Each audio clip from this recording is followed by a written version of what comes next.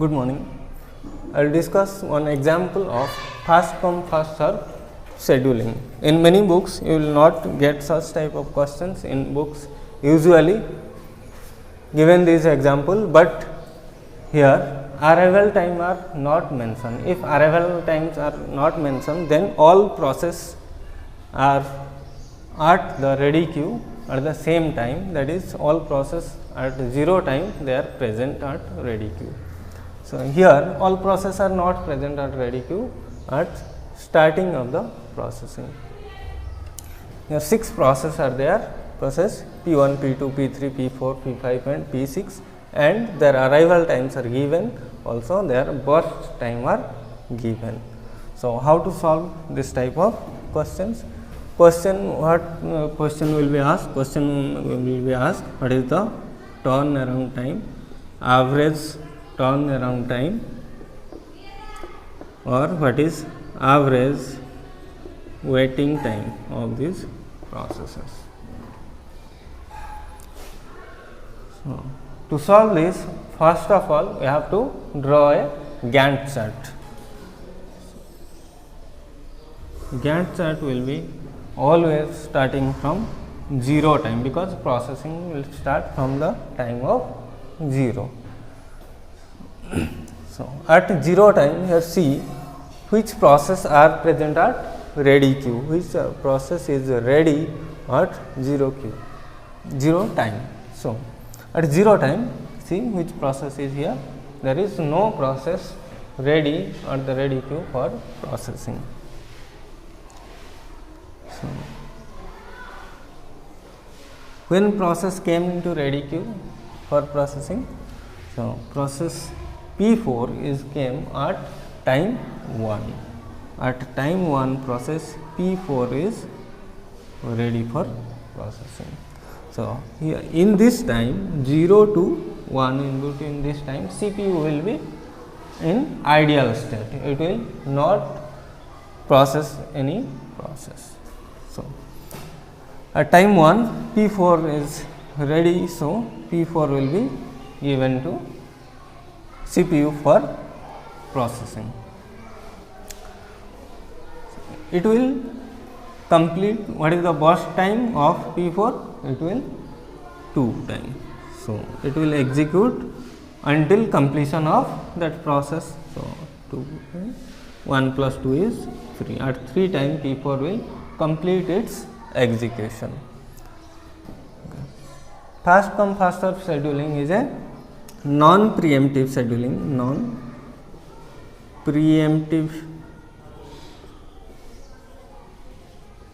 scheduling. So, until completion of that process which is in running state, it will not preempted from the CPU. It will run until the end of that process. So, here at 3 time P4 will complete its execution. So, next see, as fast comes fast serve scheduling, which process next came into CPU. Next, at time 2 process 6 came. So, P6 came at, what is the burst time? Burst time is 3, so 6. Next, at time 3 process P2 came, P2 its execution burst time is 4, a total 10. Next process came time 4, so process P3 18. At time 5 process came, so yes, P5, its burst time is 6, so 18 plus 6, 24. At last process P1 came, P1, its burst time is 7, so 24 plus 7 is 31. Now, write down completion time of each process. Process P1 completion time is 31, process P2 completion time is 10, process P3 completion time is 18, process P5 completion time is 24, process P6, P2 10, P3 18, P4 is 3, P5 is 24, P6 is 6. Now find out turnaround time. Turnaround time, TAT, that is turn around time. Turnaround time is equal to completion time minus arrival time. For process P1, turnaround time is completion time minus arrival time, that is 31 minus 6, 23, 25.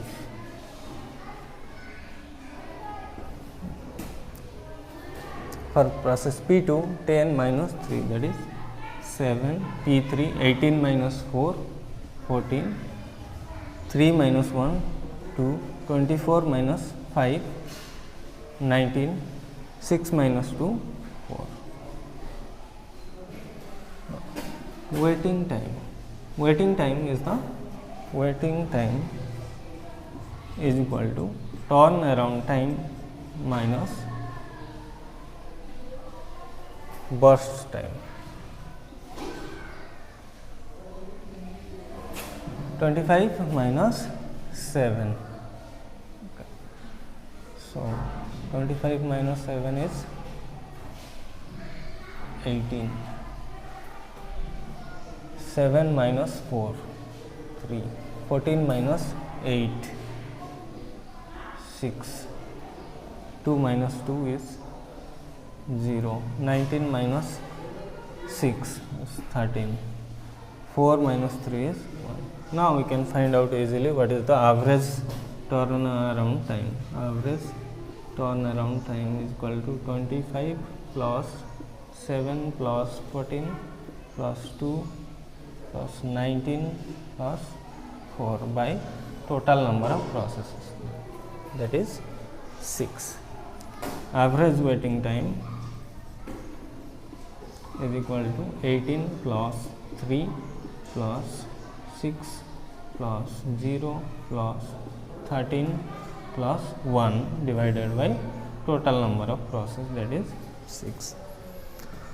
So, question may ask individually what is the completion time of P3 or P5, or question may ask for what is the response time of P5. Response time of a process is the response time of a process is equal to first response of that process minus arrival time of that process. Here in this case response time of P3 is 10 because at 10 minus arrival time of P3, when P3 came 4 times. So, 10 minus 4 is 6. Response time of P3 is 6. Okay. Thank you.